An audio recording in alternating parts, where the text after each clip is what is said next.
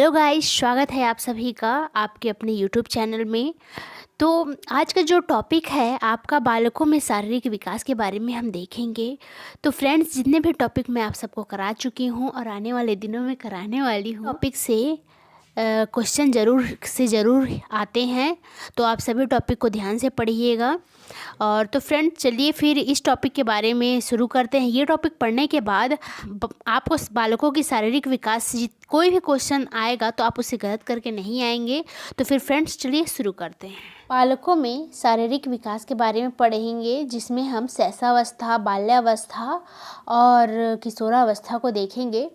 तो जब हम शारीरिक विकास की बारी आती है तो हम क्या करते हैं कि हम शैशवावस्था को, जैसे आपके सिलेबस में दिया गया है, तो सिलेबस में आपको बाल्यावस्था, उत्तरावस्था को दिया गया है, तो हम उस कॉन्सेप्ट को अलग से करके हम सिर्फ यहाँ पर आएंगे। तो ये क्या होगा, जन्म से लेकर के आपके 6 साल की उम्र तक को शैशवावस्था माना गया है। तो हम शारीरिक विकास में इस चीज़ को लेकर चलेंगे। तो फिर अभी देखते हैं आगे शैशवावस्था के बारे में। पहले पढ़ते हैं कि शैशवावस्था है क्या।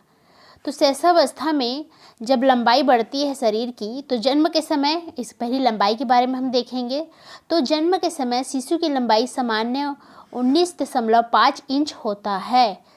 तो किसी भी बालक में इससे थोड़ा कम या थोड़ा ज़्यादा हो सकता है। क्योंकि जो लंबाई होती है नवजात शिशु में, तो वो लड़कियों के मुकाबले आधा इंच अधिक होती है ना। अब 4 माह के शिशु की जो लंबाई होती है वो 24 इंच हो जाती है। 8 माह की शिशु में 28 इंच हो जाती है। इन सब को ध्यान रखिएगा कि जन्म के समय शिशु की लंबाई कितनी होती है, 4 माह में कितनी होती है, 8 माह में कितनी होती है। 12 माह में 32 इंच होती है और 24 माह में 34 इंच बच्चे की लंबाई हो जाती है। 4 वर्ष होते होते बालक का संपूर्ण शरीर का जो लंबाई है 57% लड़कों में विकास हो जाता है, मतलब लंबाई, और लड़की में 60% लंबाई बढ़ जाती है। अब शैशवावस्था में हम भार देखेंगे कि शैशवावस्था में बच्चों का भार कितना होता है। तो नवजात शिशु जो जन्मे रहते हैं, तो जन्म के समय शिशु का वजन 7.5 पाउंड होता है। तो ये क्या है कि किसी किसी बच्चे में यह कम भी हो सकता है और ज़्यादा भी हो सकता है, लेकिन औसत जो वजन है वो 7.5 पाउंड होता है। तो इसको आप मान के चलिए 8 पाउंड के बीच में आप मान के चलिए। अगर आपको क्वेश्चन इस टाइप का दिखे जिसमें 6 लिखा हो, जिसमें 7 लिखा हो, है ना, और जिसमें 7.5 ना लिखा हो, तो आप 6 या 7 दोनों में टिक कर सकते हैं। अगर 7 ना दिखा हो तब की बात है। अगर 7 है वहाँ पर तो आप 7, 7.5 ये सब ऑप्शन में डालिएगा, है ना। अब देखते हैं कि जो पाउंड है, तो 2.2 पाउंड का मतलब क्या होता है, 1 किलोग्राम होता है। तो इससे बच्चे की मिनिमम वजन ज्ञात किया जाता है। तो 3 किलो या 3.5 किलो के बच्चे होते हैं, क्योंकि 7.5 पाउंड है, तो है ना, ये सामान्य औसत है जिसमें बच्चे के समय पैदा होते हैं तब उनकी वज़न होती है। 6 माह के बच्चे में ये जो वज़न है वो दुगना हो जाता है, मतलब 6 किलो या 6.5 किलो समझिए, है ना, मतलब कि 7 किलो, मतलब 6 से लेकर 7 किलो के बीच में होता है। 12 माह के बच्चे में जन्म के वजन का 3 गुना हो जाता है, अब 9 किलोग्राम हो जाता है। वीडियो पसंद आ रहा होगा तो आप लाइक, कमेंट, शेयर ज़रूर करिएगा। इससे हमें यह लगेगा कि हम जो भी अपना प्रयास कर रहे हैं, मेहनत कर रहे हैं, तो हमें फल मिल रहा है ना, मतलब वीडियो बनाने का हमारा प्रयास सफल हुआ, हमें ऐसा लगेगा। तो लाइक, कमेंट, शेयर करना मत भूलिएगा। आगे देखते हैं। 6 वर्ष तक होते होते बालक का जो वज़न होता है वो 35 से 40 पाउंड हो जाता है। तो आप लोग के लिए क्वेश्चन है, 35 से 40 पाउंड हो गया वज़न, तो आप लोग निकालिएगा इसको कितने किलोग्राम यह बच्चा 6 वर्ष की उम्र में हो जाता है। ये सब आपके लिए क्वेश्चन है, तो आप कमेंट करके बताइएगा, क्योंकि 1 किलो में 2.2 पाउंड होता है, तो है ना। अब आगे देखते हैं कि शैशवावस्था में मस्तिष्क का विकास कैसे होता है। तो मस्तिष्क जो है शैशवावस्था में जन्म के समय मस्तिष्क का भार जो होता है वो 350 ग्राम का होता है जो नवजात शिशु में, है ना। मस्तिष्क व शरीर की तुलना संपूर्ण शरीर की लंबाई का 1/4 भाग के अनुपात में होता है। मतलब कि मस्तिष्क का जो वजन होता है वो शरीर के संपूर्ण लंबाई का चौथा हिस्सा होता है, और भार में जो होता है वो संपूर्ण शरीर का 8वां हिस्सा मस्तिष्क के वजन की वजह से होता है। 3 वर्ष के शिशु का मस्तिष्क का भार 1260 ग्राम का हो जाता है। 80% से मतलब 1260 ग्राम मतलब क्या होता है कि बच्चे का जो मस्तिष्क है उसका वजन क्या है कि 80% से भी अधिक विकास शैशवावस्था में बच्चों के मस्तिष्क का हो जाया रहता है। भार के साथ उनमें क्या होता है, उनकी सब विकास होती है और बच्चे हर चीज़ सीखना शुरू करते हैं। संज्ञान होता है, संवेगात्मक होता है, मानसिक एबिलिटी सब जो है आपका वो सब बढ़ने लगता है और बच्चे का विकास होता है। और अधिकतम इसको मान लीजिए कि अधिकतम शैशवावस्था में 1360 किसी में हो जाता है, 1360 ग्राम का मस्तिष्क हो जाया रहता है। लेकिन मिनिमम क्या है आपका 1260 ग्राम का मस्तिष्क का भार होता है। अब शैशवावस्था में हड्डियों के देखेंगे कि हड्डियां कैसी होती है। जब बच्चा भ्रूण अवस्था में होता है तो 300 या 306 हड्डियां होती है। बच्चा जब नवजात शिशु होता है, जब पैदा होता है बच्चा, तो कितनी हड्डियां होती है? 270 हड्डियां होती है। ये मोस्ट इम्पॉर्टेंट क्वेश्चन है, इसको आप लोग याद कर लीजिए कि 270 हड्डियों के साथ बच्चा पैदा होता है। फिर बच्चे का जब दृढ़ीकरण होता है तो ये दृढ़ीकरण किस में होता है? बालिकाओं में अधिक होता है। दृढ़ीकरण मतलब क्या है? जो हड्डियां हैं वो आपस में जुड़ती हैं, हड्डियां जो हैं वो आपस में जुड़ने लगती है, उसे ही दृढ़ीकरण या अस्थिकरण भी कहते हैं। शैशवावस्था में लड़कियों की लंबाई बढ़ती है ना। लड़कों के मुकाबले लड़कियों की लंबाई शैशवावस्था में अधिक बढ़ती है। शैशवावस्था में दांत को देखेंगे तो दांत 6वें महीने से दांतों का आना प्रारंभ होते हैं, है ना। सामने के नीचे के दांत मतलब बच्चों के जो नीचे के दांत होते हैं वो पहले आते हैं। ये सब दांत क्या होते हैं? अस्थायी होते हैं। अस्थायी दांत मतलब क्या है? जो स्थायी रूप से नहीं रहते, ये आएंगे लेकिन फिर 6-7 साल की उम्र में ये क्या होता है, ये दांत झड़ जाते हैं, इसलिए इसे अस्थायी दांत कहते हैं। ये अस्थायी दांत 20 होती हैं जो आती हैं, और 4 वर्ष तक शिशु में 20 दांत आ जाते हैं। मतलब 20 दांत 4 वर्ष की उम्र तक में बच्चों के निकल आते हैं। अब बच्चों की त्वचा पे आते हैं तो त्वचा जो है 2 सप्ताह के बाद शिशु के त्वचा के रंग में परिवर्तन होता है। उससे पहले तो बच्चे को पता नहीं चलता, लाल, पिंक इस टाइप का बच्चा दिखते रहता है, वाइट एकदम से। तो फिर 2 सप्ताह के बाद जो स्किन कलर आता है, परिवर्तन होता है, तो धीरे धीरे वो होता जाता है और 18 माह तक में जो बच्चे का जो स्किन का रंग आ जाता है तो वो आपका क्या होता है? स्थायी त्वचा होता है। जैसे कि 18 माह में जब बच्चे का कलर जो आ जाएगा वो क्या होगा? उसका स्थायी रंग होगा। अब बच्चों के हार्ट बीट पे आते हैं कि बच्चों का हृदय दर कितना होता है। तो नवजात शिशु में 140 प्रति मिनट की दर से धड़कता है, और 5-6 साल मतलब कि 5 से 6 वर्ष तक की उम्र में बच्चों का जो हृदय दर है वो 100 बार प्रति मिनट हो जाया रहता है। मांसपेशियाँ, बच्चों की मांसपेशियाँ 23% तक संपूर्ण शरीर की होती है। मतलब शैशवावस्था में मांसपेशियाँ जो है उनका विकास 23% तक संपूर्ण शरीर की हो जाई रहती है। बच्चों की बाल्यावस्था की शारीरिक विकास को हम देखेंगे तो बाल्यावस्था में बच्चों की जो लंबाई होती है वो 3 से 4 इंच बढ़ती है। मतलब कि औसत लंबाई 38 इंच हो जाती है। मतलब शैशवावस्था और बाल्यावस्था दोनों को मिला के बाल्यावस्था की अवस्था में जब बच्चा आता है तो 38 इंच का हो जाता है ना। अब देखेंगे कि बच्चे का भार कितना बढ़ा रहता है। तो बच्चे का जो भार है, बच्चे का भार 80 से 85 पाउंड तक औसत भार है ये, जिसको 35 से 40 केजी भी बोलते हैं। इससे पहले भी मतलब कि इससे कम भी हो सकता है और इससे ज़्यादा भी हो सकता है, लेकिन जो मिनिमम है वो एवरेज यही है। और कम ही होना चाहिए। वज़न उसका कम है तो वो कुपोषित है, और अगर वज़न ज़्यादा है तो उससे क्या होता है, बच्चों की मस्तिष्क का विकास, शारीरिक विकास धीमा पड़ जाता है। बच्चों के मस्तिष्क के विकास में देखते हैं कि बाल्यावस्था आते आते यह 350 ग्राम का हो जाता है। मतलब ये कह सकते हैं हम कि क्या बोलते हैं, जो मस्तिष्क का मतलब कि पूरा विकास जो है वो 350 ग्राम हो गया अगर बाल्यावस्था में, तो इसका विकास जो है वो 90% से अधिक हो गया है। और अधिकतम वज़न इसका, मतलब कि जो मस्तिष्क का अधिकतम वज़न वो 350 ग्राम का ही होता है। अब इसमें हड्डियां देख लेते हैं। हड्डियां क्या है, हड्डियां जो है 7 वर्ष तक आते आते जो हड्डियां होती हैं वो 250 हड्डियां हो जाती हैं। पहले 270 थी, फिर अब 250 हो गई।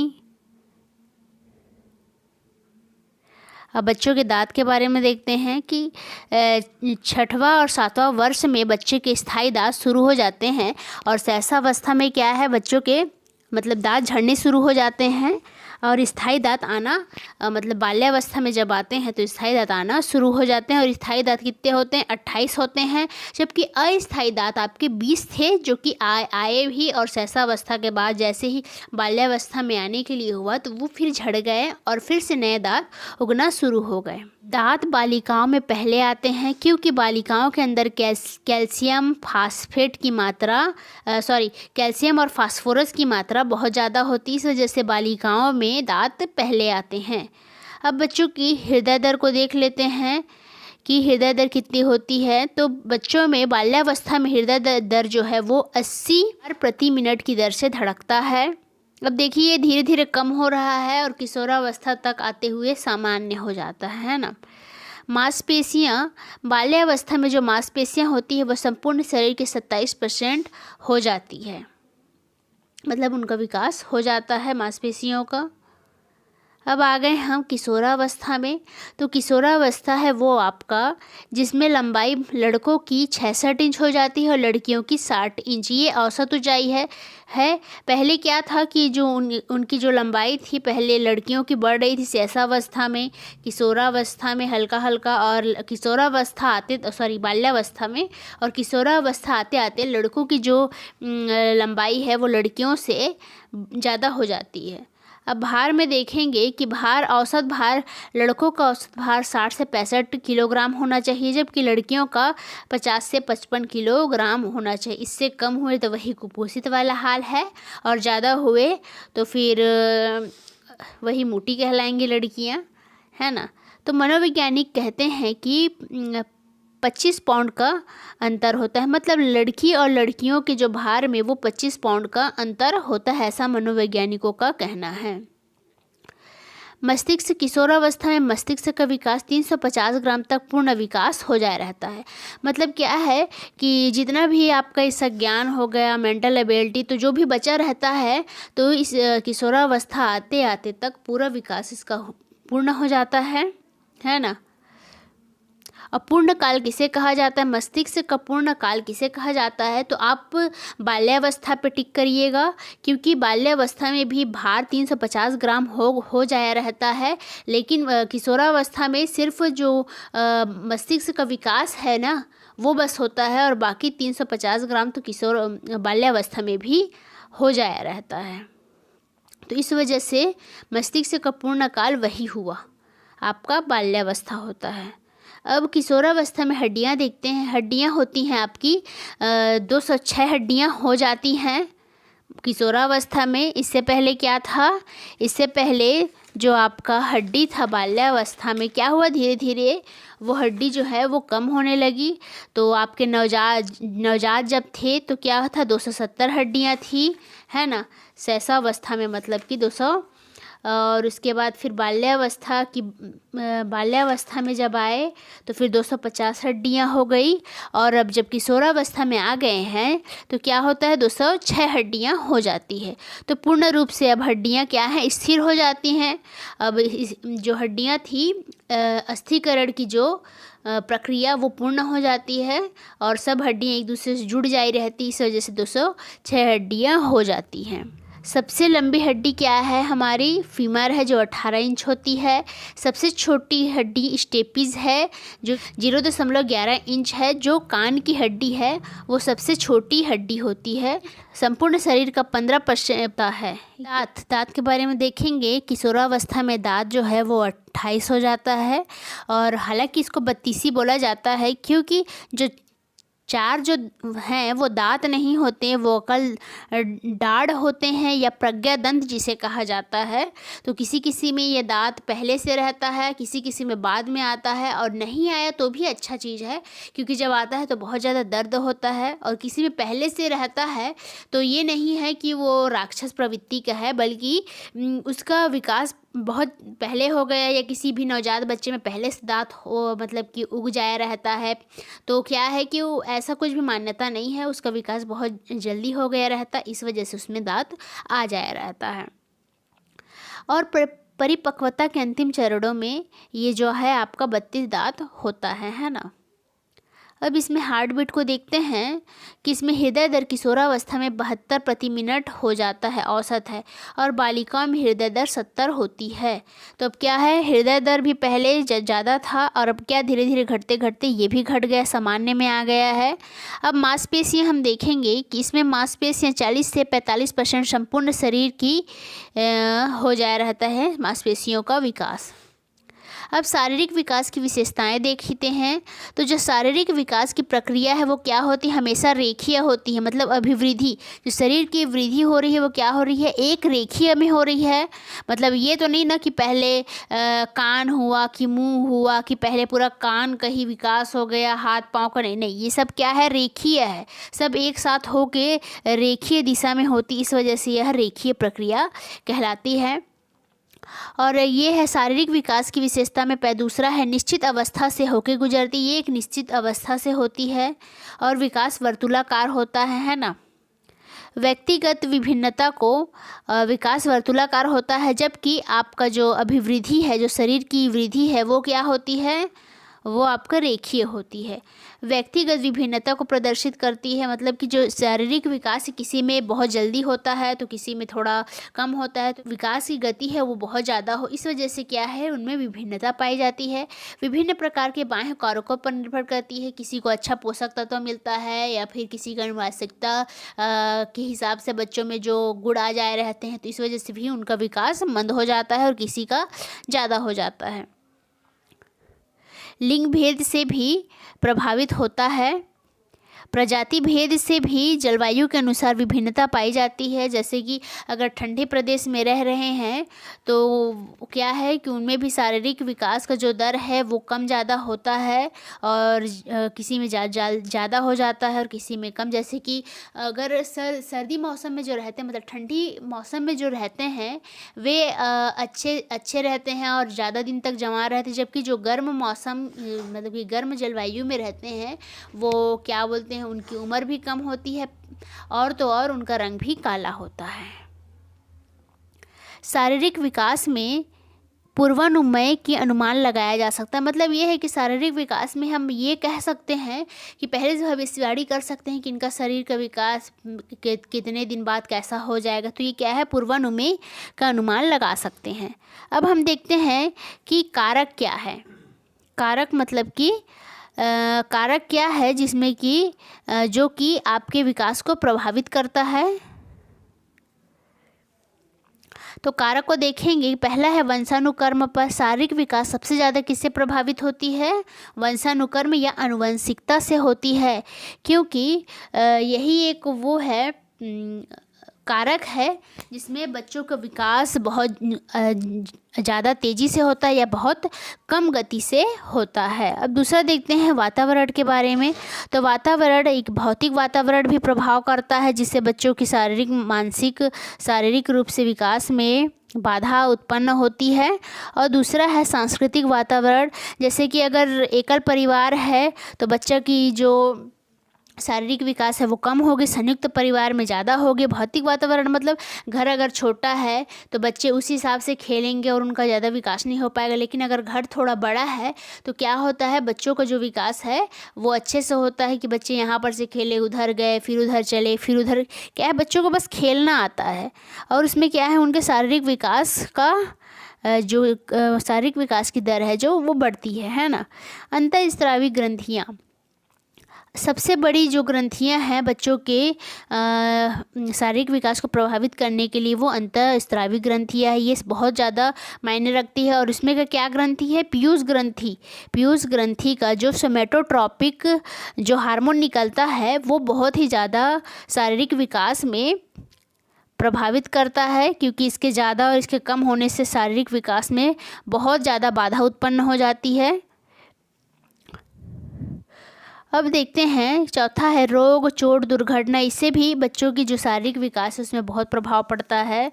किसी भी रोग लगने से भी बच्चों का जो विकास है वो कम हो जाता है, चोट लगने से भी, किसी दुर्घटना से भी, है ना। और पौष्टिक आहार, टीकाकरण, इन सब से क्या है कि बच्चों का जो विकास है वो विकास की दर जो है वो बहुत ज़्यादा बढ़ जाती है।